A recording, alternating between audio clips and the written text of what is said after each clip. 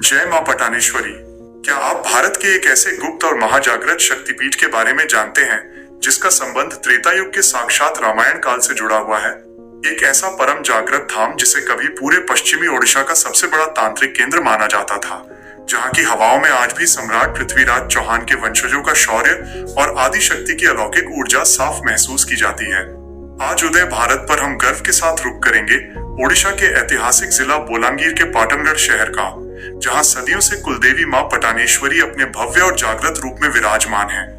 आज हम पर्दा उठाएंगे मां पटानेश्वरी के उन अनसुने, प्रामाणिक और रोंगटे खड़े कर देने वाले आध्यात्मिक रहस्यों से, जिसे सुनने के बाद आपकी रगों में ओडिशा की इस पावन माटी का गौरव हजारों गुना बढ़ जाएगा। इस महागाथा की शुरुआत होती है 14वीं शताब्दी के उस गौरवशाली कालखंड से, जब दिल्ली पर तुर्कों का आक्रमण हुआ और चौहान वंश के पराक्रमी राजाओं को अपनी मातृभूमि की रक्षा के लिए नए गढ़ की तलाश करनी पड़ी।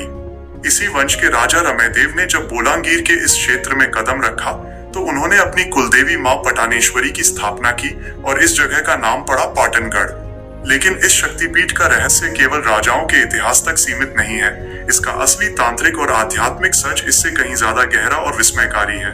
पौराणिक और तांत्रिक ग्रंथों के अनुसार मां पटानेश्वरी कोई साधारण देवी नहीं है, बल्कि वे साक्षात लंका की अधिष्ठात्री देवी लंकाएश्वरी का ही दूसरा जागृत स्वरूप है।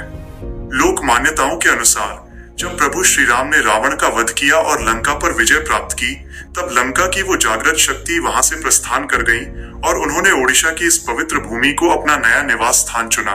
तंत्र शास्त्र में पाटनगढ़ को एक अत्यंत शक्तिशाली सिद्धपीठ माना गया है, जहां प्राचीन काल में बड़े बड़े अघोरी, कापालिक और तांत्रिक गुप्त सिद्धियां प्राप्त करने आते थे। मंदिर के गर्भगृह में स्थापित मां की पाषाण प्रतिमा इतनी सजीव और भव्य है कि उनकी आंखों में देखते ही भक्तों का अहंकार एक पल में मलयगिरी के चंदन की तरह शांत हो जाता है। मां पटानेश्वरी के बारे में यह कड़वा सच आज भी यहाँ के बुजुर्ग बताते हैं कि जब देश पर कोई बड़ी विपत्ति आने वाली होती है या बोलांगीर के इस क्षेत्र पर कोई प्राकृतिक संकट मंडराता है, तो मंदिर के गर्भगृह से एक अजीब सी दिव्य गूंज और घंटी की आवाजें अपने आप आने लगती हैं, मानो माँ अपने बच्चों को आने वाले खतरे से पहले ही सावधान कर रही हों। आज के इस आधुनिक वैज्ञानिक युग में भी हर साल होने वाले आश्विन नवरात्र और महालया के दौरान पाटनगढ़ का नजारा देखने लायक होता है।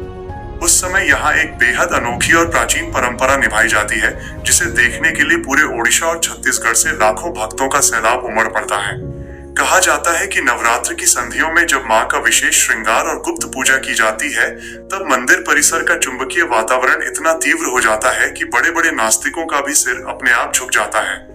विज्ञान भले ही इन अलौकिक अनुभूतियों को सिर्फ इंसानी भावनाएं कहें, लेकिन जिन हजारों लाखों भक्तों की मनोकामनाएं मां के चरणों में सिर झुकाते ही पूरी हुई हैं, उनके लिए मां पटानेश्वरी साक्षात जीती जागती ब्रह्मांडीय शक्ति हैं। मां अपने सच्चे भक्तों के जीवन से हर तरह की बीमारी, तांत्रिक दोष, पारिवारिक कलह और अकाल मृत्यु के संकट को एक ही पल में नष्ट कर देती हैं। उनका ये दरबार हमें सिखाता है कि समय चाहे कितना भी बदल जाए, जो शक्ति सत्य और धर्म के साथ खड़ी है, उसे दुनिया की कोई भी ताकत झुका नहीं सकती। दोस्तों, हमारे अपने ओडिशा के पाटनगढ़ की इस जागृत माटी और मां पटानेश्वरी के इस महान आध्यात्मिक वैभव की ये 100% सच्ची और खोजी गाथा अगर आपकी आत्मा को छू गई हो, तो हमारे चैनल उदय भारत को लाइक और सब्सक्राइब जरूर करें।